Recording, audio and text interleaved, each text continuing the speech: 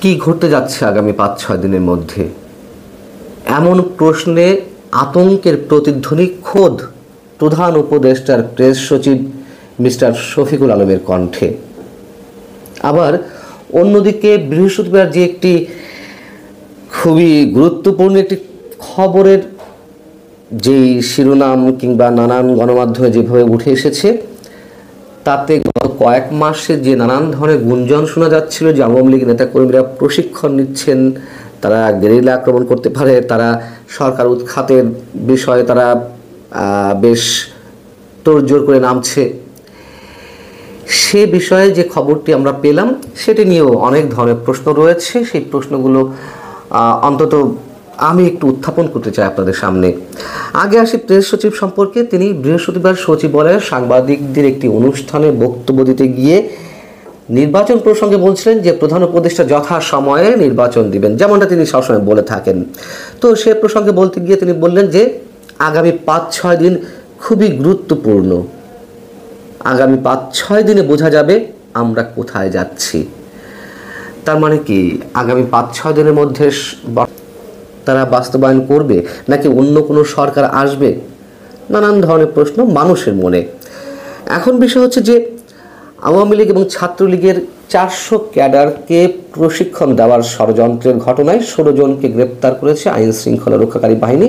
এটি সব গণমাধ্যমে এসেছে এবং বলা হচ্ছে যে প্রশিক্ষণের মূল দায়িত্বে ছিলেন সেনাবাহিনীতে কর্মরত, স্টিল তিনি কাজ করছেন মেজর সাদিকুল হক সাদেক। এবং সরকার উৎখাতের পরিকল্পনা অনুযায়ী এর আগে রাজধানীর ৪টি স্থানে প্রশিক্ষণ চলেছে। সুরক্ষিত একটি স্থানেও নাকি প্রশিক্ষণ দেওয়া হয়েছে আওয়ামী লীগ, ছাত্রলীগ, যুবলীগের বাছাই করা ক্যাডারদের, মানে গণমাধ্যমের খবর অনুযায়ী করছিলেন একজন মেজর। এখন ইনি অন্য কোনো মেজর নাকি যেই সাদিকুল হক সাদেককে আটক করা হয়েছে, মেজর সাদেককে, তিনি, এটি ঠিক কনফার্ম নয়। এবং এই বিষয়টিতে সার্বিক সহযোগিতা করছিল নাকি যুবলীগ, আওয়ামী লীগের বেশ কয়েকজন নেতা। আর প্রশিক্ষণ সহ সরকারের বিরুদ্ধে তোড়জোড় করে মাঠে নামা বা গেরিলা আক্রমণ ইত্যাদি সব বিষয়গুলো নাকি তত্ত্বাবধান করছিলেন ভারতে অবস্থানরত সাবেক স্বরাষ্ট্রমন্ত্রী আসাদুজ্জামান খান কামাল। এই হচ্ছে মোটা দাগে গণমাধ্যমের খবর। এবং বিষয়টি তখনই গুরুত্বপূর্ণ হয়ে উঠেছে যখন কিনা মেজর সাদেককে হেফাজতে নিয়েছে সেনাবাহিনী, একই সঙ্গে তাকে জিজ্ঞাসাবাদও করা হলো। ঢাকা সেনানিবাস অফিসার্স মেসে একটি সংবাদ সম্মেলন ছিল বৃহস্পতিবার, সেখানে তিনি এই বিষয়ে কথা বলেছেন। তিনি যা বলেছেন তা হচ্ছে এরকম যে মেজর সাদিকের বিষয়টি আমাদের নজরে এসেছে, যদিও বিষয়টি তদন্তাধীন রয়েছে, তারপরেও আমি বলবো এরকম একটা ঘটনার কথা জানার পরে সেনাবাহিনী তাকে হেফাজতে নিয়েছে, তার বিষয়ে তদন্ত চলমান রয়েছে। যেহেতু বিষয়টি তদন্তাধীন, তাই এ বিষয়ে এর চেয়ে বেশি কিছু তিনি বলতে চাননি। শুরুতেই যে কথা বলছিলাম যে এই যে প্রশিক্ষণের বিষয়টি নিয়ে, সেটি নিয়ে খুবই গুরুতর অনেকগুলো প্রশ্ন উঠতে পারে। প্রথম প্রশ্ন হচ্ছে যে আমি বলছি না যে এগুলো একেবারে গুজব বা গুঞ্জন আকারে একেবারে উড়িয়েও দিচ্ছি না, আবার সত্যতা কতখানি সেটি নিয়েও প্রশ্ন উঠতে পারে। প্রথম প্রশ্ন হচ্ছে যে সেনাবাহিনীতে কর্মরত একজন মেজর পদের একজন ব্যক্তিকেই কেন প্রশিক্ষণ দিতে হচ্ছিল? মানে এর চেয়ে আরও ভয়ঙ্কর কোনো প্রশিক্ষণ, গেরিলা আক্রমণের জন্য প্রশিক্ষণ, ট্রেনিং, এগুলো কি দেওয়ার মতন সাবেক কোনো সেনা কর্মকর্তা নেই বা অন্য কোনো ব্যক্তি নেই যে চাকরিতে থাকা অবস্থাতেই একজন মেজর গোপনে আওয়ামী লীগের নেতাকর্মীদের গেরিলা আক্রমণ শেখাচ্ছেন, কীভাবে করতে হয় না করতে হয়? এটি খুবই যৌক্তিক একটি প্রশ্ন আমার মনে হয়।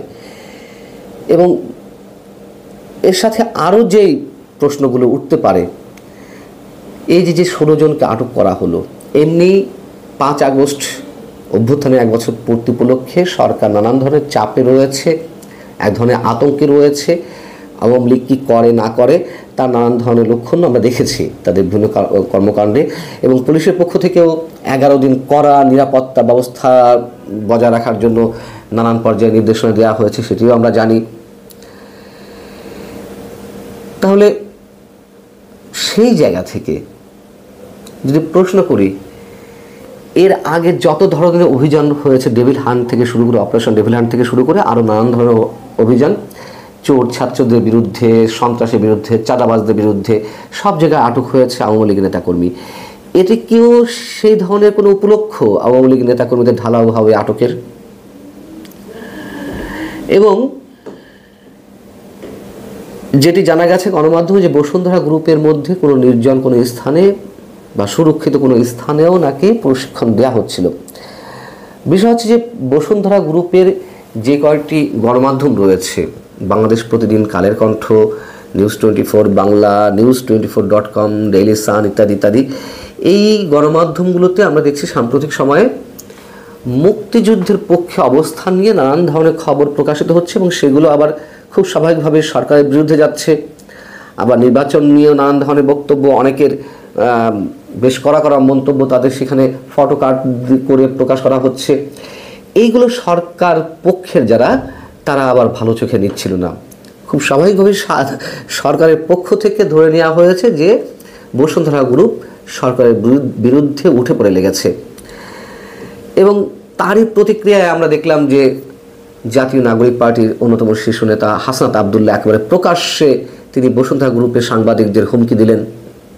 সে বিষয়ে সরকার নীরব, কিছু বলল না। এগুলো তারই কোনো অংশ কিনা আমরা জানি না। এবং সবশেষ যদি বলে থাকি, মানে ধরে নেই যারা আটক হয়েছেন তাদের সংখ্যা 16।